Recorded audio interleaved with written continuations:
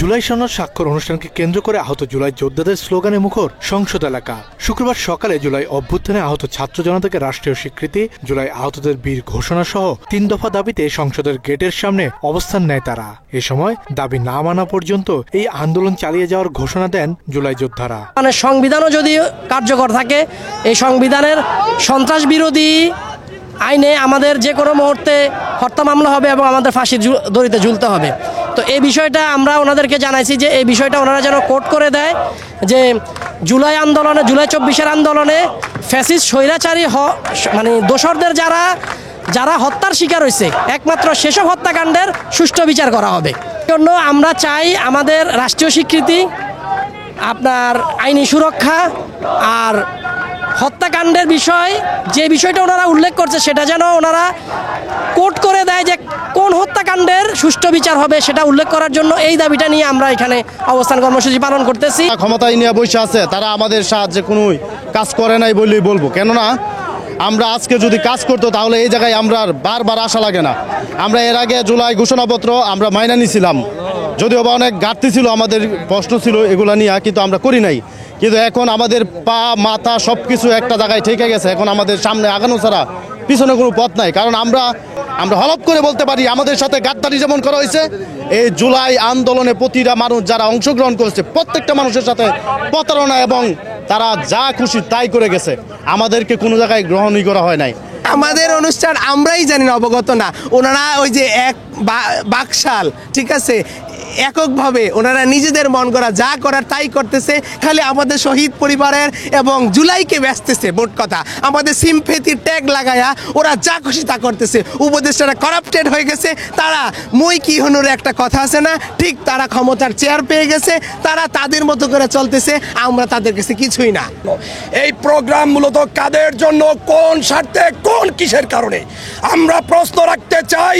আমার যে আহত ভাইটি বিভিন্ন ডিস্ট্রিক্ট থেকে এসে সারা রাত এখানে ছিল, তাদের কি মনের ভিতরে এতটুকু দয়া মায়া নেই যে তারা সারা রাত রাস্তায় ছিল? তারা কেন এখানে এসেছে? তারা এসির ভিতরে আসবে। আর যে আহত ভাইরা এই দেশ স্বাধীন করতে যে রক্ত দিয়েছে, অঙ্গহানি হয়েছে, তারা কেন রাস্তায় দাঁড়িয়ে থাকবে? কেন গেটের সামনে দাঁড়িয়ে থাকবে?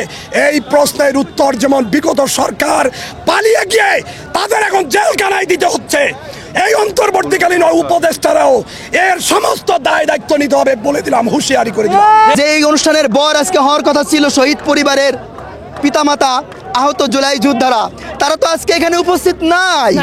বর না থাকলে আপনি সেখানে বরযাত্রী খেতে গেলে যেমন জুতার বাড়ি খেতে হয়, হয়তোবা বাংলার জনগণ, জুলাই যোদ্ধারা, সচেতন মানুষরা আজকে আপনাদের জুতার বাড়ি দেখিয়ে দিয়েছে। অলরেডি জুতার বাড়ি খেয়ে গিয়েছেন। আপনাদের পালায়ন করা উচিত।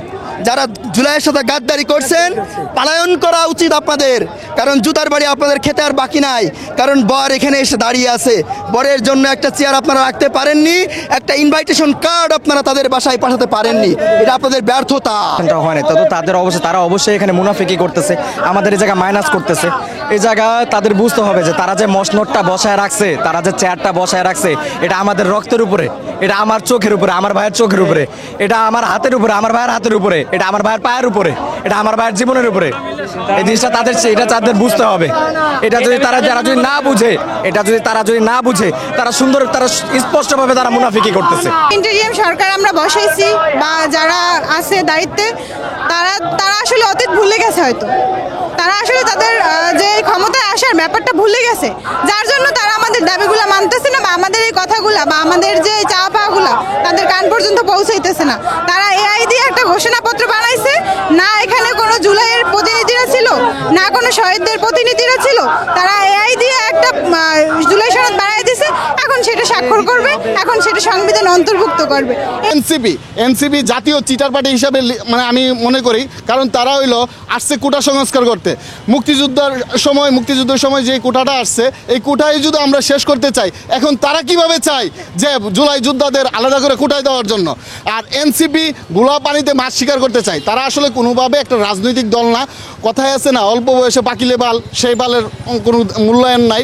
মাত্র 30% টাকায় জমির মালিক হয়ে নতুন বাংলাদেশের গড়ে গড়ে তোলার স্বপ্ন দেখা বাংলা বসতি। এতেই শুরু হয় বিপত্তি। সংসদ ভবন এলাকায় প্রবেশ করা জুলাই যোদ্ধাদের ধাওয়া দিয়ে জুলাই সনদ স্বাক্ষর অনুষ্ঠান স্থল থেকে বের করে দেয় আইন শৃঙ্খলা রক্ষাকারী বাহিনী। ধাওয়া খেয়ে আন্দোলনকারীরা সংসদ ভবনের 12 নম্বর গেট ভেঙে ভিতরে ঢুকে পড়েন। কিছুক্ষণ পর সেখান থেকে বাইরে বের হয়ে বেশ কয়েকটি গাড়িও ভাঙচুর করে তারা।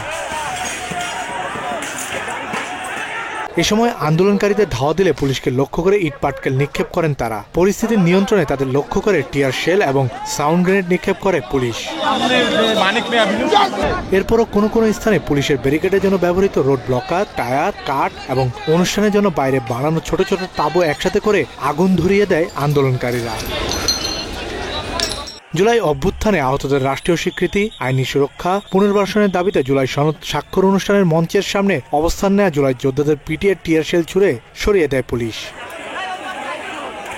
এ সময় পুলিশের লাঠিপেটায় আহত কয়েকজনকে হাসপাতালে নিয়ে যেতে দেখা গেছে। এক পর্যায়ে আইন শৃঙ্খলা বাহিনীর ধাওয়ায় বিক্ষোভকারীরা খামারবাড়ি মোড় ও আসাদ গেটের দিকে অবস্থান নেন।